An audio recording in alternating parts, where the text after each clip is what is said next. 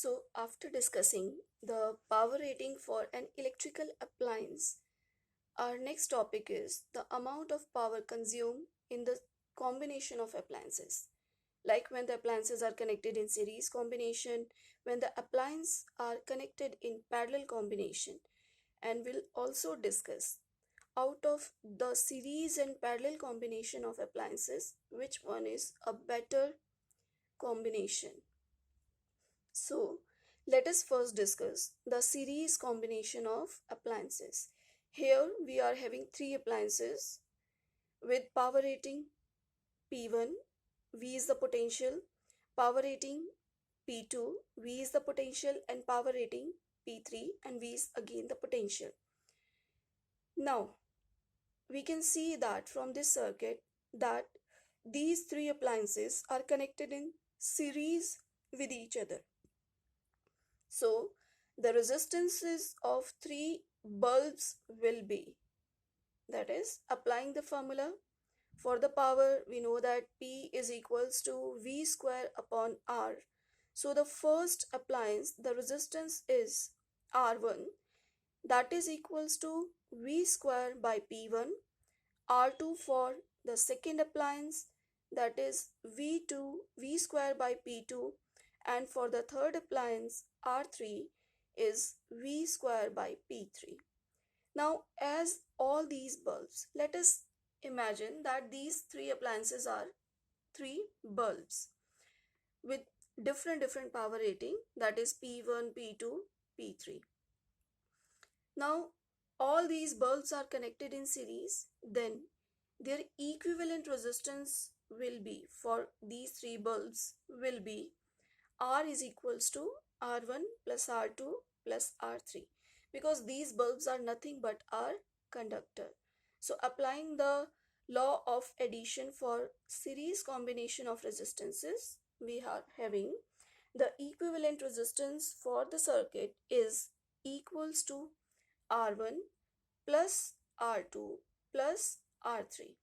Now, if P is the effective power of the combination for this combination, in that case, we are having for this V square by P, for this V by P1, for the second one V square by P2, and for third V square by P3. Or we can say that 1 upon P is equals to 1 upon P1 plus 1 upon P2 plus 1 upon P3. So what we are concluding that the reciprocal of resultant power of series combination will be the reciprocal of addition of reciprocal of individual power rating of the appliances.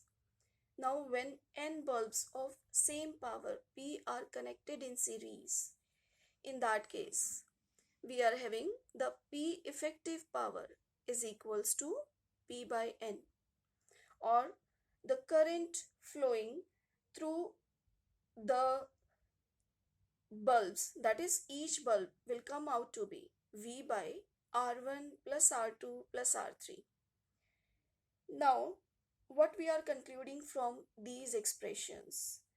We are concluding that the brightness of bulb will be P1 square for first bulb is I1 square R1 plus or for the second is P2 square is equals to I square R2, and so on for n bulbs. So what we are concluding that the resistance of each bulb is inversely proportional to the power of that bulb. So the bulb which is having the lowest wattage or the power,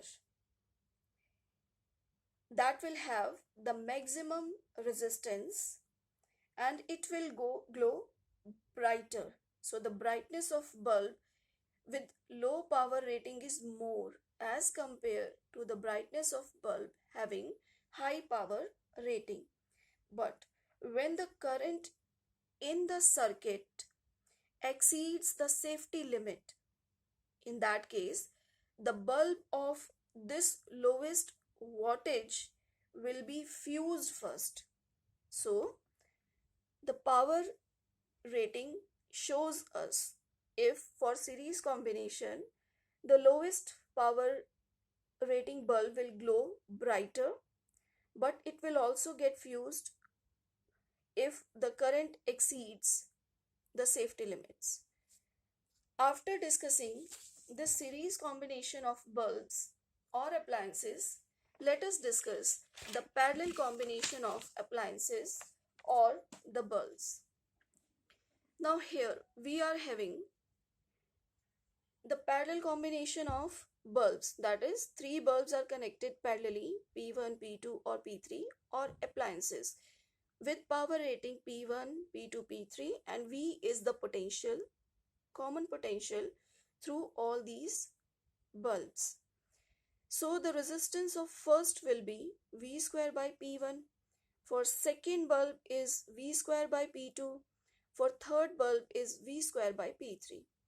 Now as the bulbs are connected in parallel, let us apply the law of addition for parallel combination of resistors. That is, the equivalent resistance for the combination is 1 by R, and that is equals to 1 by R1 plus 1 by R2 plus 1 by R3. If we are multiplying both sides with V square, in that case we are having V square by R is equals to V square by R1 plus V square by R2 plus V square by R3. And let us replace these with the powers. So we are having power of equivalent circuit will be P1 plus P2 plus P3. And if we are having n bulbs of each power P are connected in this parallel combination, in that case the effective power of whole circuit will be P effective is equals to n, that is the number of the appliances into the power rating. Now the brightness of these bulbs, these three bulbs will be V square by R1, for second bulb is V square by R2, for third bulb it is V square by R3. Now as the resistance of highest power wattage bulb will be minimum here, so the power is more, resistance is less, so resistance of highest power wattage bulb is minimum, so it will glow with the maximum brightness, and it is opposite to that of series combination. Now if current in this parallel combination exceeds the safety limit, in that case the bulb will with the maximum wattage will fuse first. And this is the reason why our appliances are always connected in parallel combination. And you had already studied that our electrical appliances in our houses, in our factories, everywhere, they are always connected in parallel combination to each other, so that we can get maximum brightness for the maximum wattage of the appliances. Now after discussing the series and parallel combination for the appliances, let us find out the efficiency of the appliance, or we can say that the source of EMF, how much efficient that particular cell, battery or external supply is. So the efficiency of the source of EMF is defined as the ratio of output power to the input power. So if E is the EMF of the cell or the source and V is the potential drop, in that case the efficiency will be, this is power for output, that is V into I. Current I is flowing through that circuit or appliance. V is the potential drop, so the power for output will be V into I. Then input power will be, that is the power provided by the source of EMF, is E into I. As the current is constant, so we are getting the efficiency is output potential divided by the input EMF V upon I. Applying Ohm's law, V is equals to I into R, and EMF of a given source is equals to I into R plus R. Now again current is constant, so we are having the efficiency of the source of EMF comes out to be R, that is the resistance of the conductor divided by R plus R, that is the total resistance of the circuit. Now let us find out the amount of maximum power through a given circuit, and that is known as the maximum power theorem. Let us consider a circuit. Here the conductor with resistance R is connected to a cell whose EMF is E and internal resistance is I, R, and V is the potential drop across this conductor, and I is the current flowing through the conductor. So EMF E, internal resistance of the cell is R, and external resistance of the device is capital R. Now the current through the device will be, applying the Ohm's law, total EMF divided by the total resistance, and this is equals to E by R plus R. Now the power is I square R. We know that the formula in terms of current and resistance is I square R. Let us substitute the value of this current from here to here.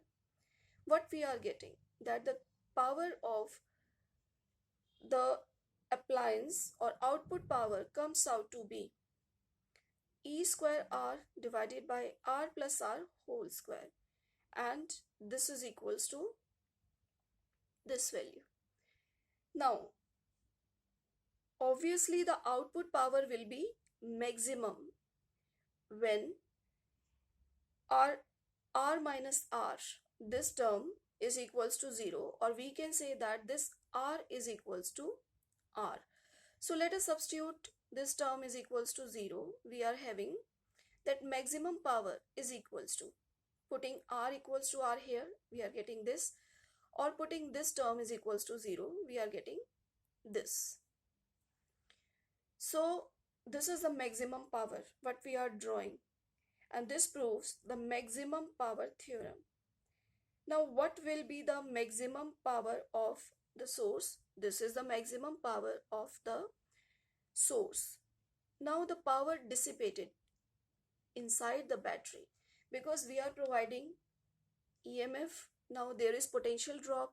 So what is the power being dissipated? As this is the output power maximum, so the power dissipated inside that source or battery or cell is power is equals to current that is flowing through the cell or battery into the internal resistance of that cell. And substituting the value here, we are getting this much power is being dissipated inside the battery. So what will be the maximum efficiency of this source? As we know that the efficiency is output power upon input power. This is our input power, this is output power, and this is what we are getting. After substituting the values, we are getting that efficiency of the source is R upon R plus R. So when the source is delivering maximum power, that is, this is the case for R equals to R. Substituting this R equals to R here. So what we are having? R divided by R plus R. And what we are getting, that efficiency is 1 by 2. That is the 50%.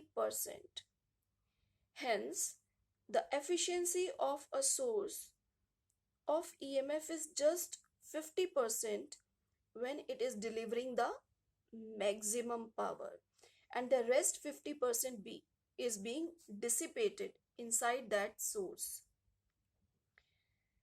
So the efficiency of an electrical device will be the output power divided by the input power. Now if that output power is mechanical power, in that case the electrical efficiency of that particular electric motor will be output mechanical power divided by the input electrical power. Now, after discussing these, let us discuss that what are the various applications of heating effect of current. Now, we had already discussed these applications in our 10th class as well. That although we know that the power is being dissipated inside the cell or the source, or the heat is being generated during the flow of current, so this is being wasted over there. Now we can use this in the applications or for our benefit. So some of important applications of Joule's law of heating are as follows. Number one, the household electrical appliances. Now many electrical appliances we used in our daily life are based on heating effect of current, like the room heater, the electric toaster, electric kettle, geyser, etc. So for designing these devices, we need a proper selection of the resistor. The resistor should, the resistance of that resistor should be very high, so that most of the power is being converted into heat. As we know that if resistance of any appliance is high, then maximum heat is being produced due to the collision between the charges. So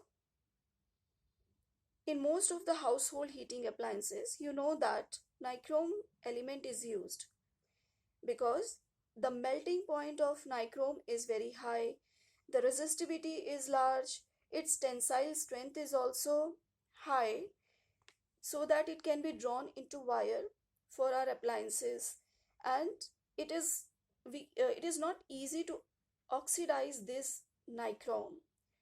So these are the benefits of using nichrome as the resistor for our electrical appliances. Now the second application of heating effect of current is incandescent electric bulb. So this is very important application of Joule's heating effect of producing light. Now what happens when the current is being flowing through the circuit? In that case, the filament of fine metallic wire is being oxidized. Is it oxidized? No, it is not being oxidized because it is inactive of, or it is made up of inert material. So that is being getting, because of high resistivity, is being you can say that producing the heat, and that heat is being generated in terms of the light. Now the filament material which we are using for these bulbs should have high resistivity and high melting point. So generally we are using tungsten for the bulb filament. Now when the current is passing through the filament, it gets heated to a very high temperature and emits light, and similarly the heat is being generated also. So the most of the power is consumed by the filament to convert into heat, and only a small part of is being appears as the light. So a bulb gives 1 candela of light. Candela, you know that the SI unit of light. So it is being generated 1 candela of light energy for consumption of 1 watt of electric power. Now another application of the Joule's law of heating is our electrical fuse, and we are using these electrical fuse in our day-to-day life. Like we are having electrical fuse in our main circuits, in our iron, and nowadays each and every appliance is having their own fuse. Now what is the function of fuse. You know that fuse is a safety device which is used to protect electrical appliances from strong current. So, a fuse wire must have high resistivity, low melting point. So, you know that this fuse wire is made up of an alloy of tin and lead, and this is always connected in series with the live wire of the circuit. Now, you know that when the current exceeds the safety limit, the fuse wire having the low melting point melts and break the circuit. So this electrical installation saved us from getting damage to other electrical appliances. Next application is electric arc.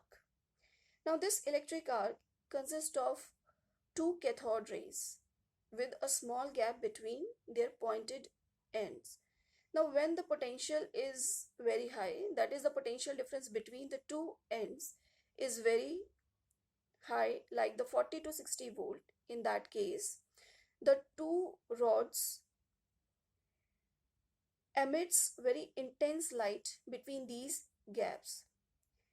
And we know that the formula for potential gradient is E is equals to minus dV by dr. So when E is large for a small distance, then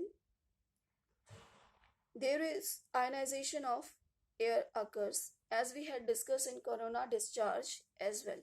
So this cause a big spark to pass across the gap, and this is known as the electric arc. Now other devices are also based on this Joule's law of heating we are using, like we are using this Joule's law of heating for electric welding, thermoionic valves, hot wire ammeter and voltmeter in our labs as well. Now our next topic is high voltage power transmission. Now what do you understand by this high voltage power transmission? You know that a power is being transmitted through a high voltage in our household supplies. So electric power is being transmitted from power station to homes and factories through the transmission cables. Now these cables too have the resistance, and power is wasted in them as heat. So how we can minimize this dissipation of power in these wires? Let us suppose that P is the power delivered to this load resistance through the cable whose resistance is RT. V is the voltage across the load R, and I is the current flowing through the resistance, that is the wire. In that case, the power is equals to V into I. Now, the power wasted in transmission cable is I square RT, and this comes out to be P square RT upon V square. So what we are concluding from this, that the power dissipated or wasted in transmission cable is proportional to the square of voltage. In order to minimize the power loss, the electric power is transmitted to distant places at a very high voltage and a very low current. And at particular places, step down transformers are being placed in order to reduce this high power to the high voltage to the low voltage as per our requirement. Now our next topic is Kirchhoff's law. In order to find out the amount of power or the current or the potential through a given circuit, when the appliances are connected to each other in series and parallel combination, the Kirchhoff's gives two laws named after him, and they are known as the Kirchhoff's law. First law is known as the Kirchhoff's first law or junction law. Now, as the name suggests, this law is applicable for the junction, that is a point where we are having connection or junction of two or more appliances. Now, what junction law states that according to junctions law, the total current at the junction is equals to 0. That is, the summation of current at this junction is 0, summation I equals to 0. Now, in order to find out these law or the junction rule, we need sign convention. And Kirchhoff's gave sign conventions as the current flowing towards the junction are taken as positive.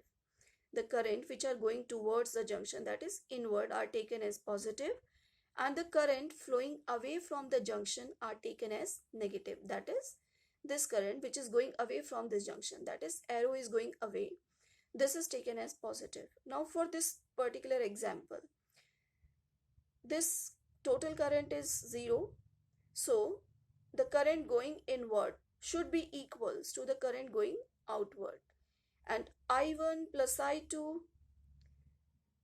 minus I3 plus I4 is equals to 0, or what we are getting, that I1 plus I2 plus I4 is equals to I3, which is going away from the junction. So these are the branches. These are 4 branches for this particular circuit. This whole circuit is known as electric network.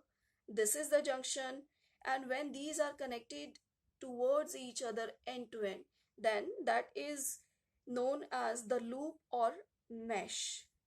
That is any close conducting path in electrical network. Now, after discussing the junction rule, our next topic is the Kirchhoff's second law, that is also known as the loop law. Now, according to loop law, in an electric circuit, the algebraic sum of current at any junction is 0, or the sum of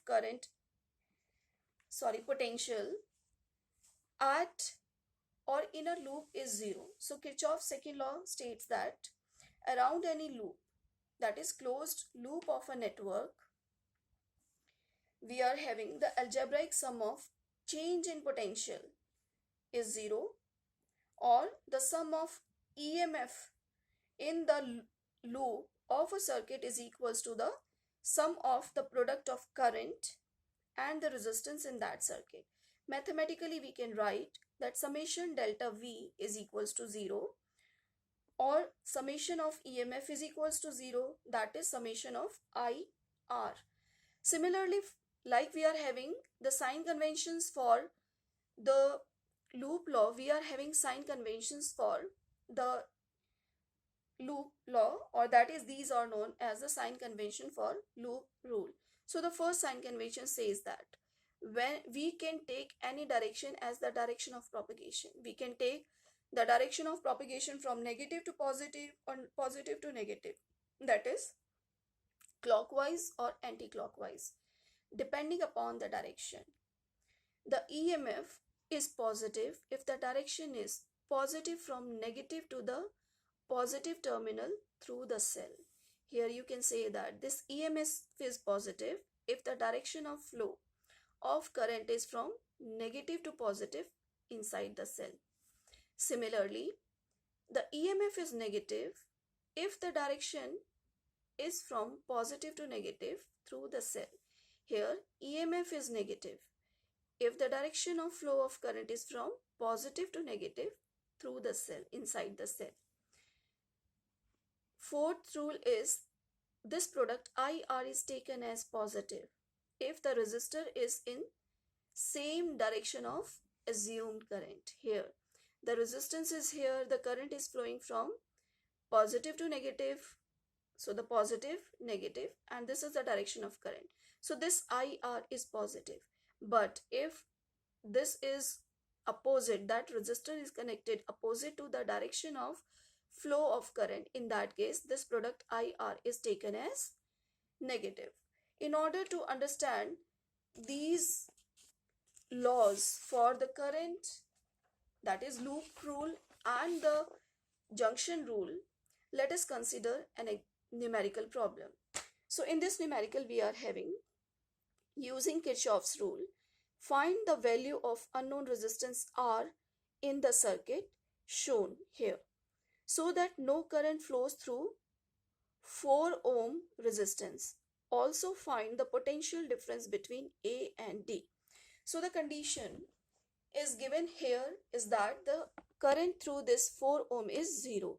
Now let us apply this Kirchhoff's rules.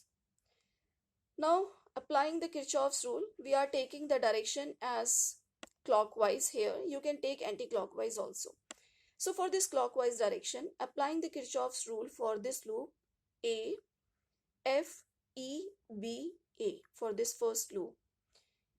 Now we are taking the direction as, so the resistance is along the direction of current. So voltage I into R, that is I into 1 plus I into 1 plus 1 I plus 4. Now the current through this is 0. So 4 into 0 is equals to 6. Now what we are observing there, here in this case, the direction of flow of current is this. Now internally in the cell, it is flowing from positive to negative. So applying the sign convention, minus 6 volt. Here it is from positive to negative, applying the convention plus 9. After solving this, we are getting the current for this loop is 1.5 ampere. Now applying the Kirchhoff's loop rule for this second loop, that is BEDC. BEDC, what we are having, again taking clockwise, this I into R plus 4 into current. Now the current here is 0 and here it is 1.5 into R. So 1.5 into R plus 4 into 0 is equals to the applied potential by the cells, that is 3 into 6. Now here direction is this, inside the cell it is from positive to negative, we are taking it as negative. Here it is from negative to positive, we are taking it as positive. So after solving this, we are getting the resistance R, unknown resistance is 2 ohm, and the potential difference across the two terminals will be 1 plus 1 into 1.5, that is 3 volt. Here we are having this between A and D. So between these two we are having 1 ohm, 1 ohm. So I is the current flowing through these two. So this is equals to 1 plus 1 into 1.5, and this comes out to be 3 volt. In this manner you can solve numericals after applying the junction and the loop rule, and practice more and more numericals, because you are going to get one numerical definitely in your board exams.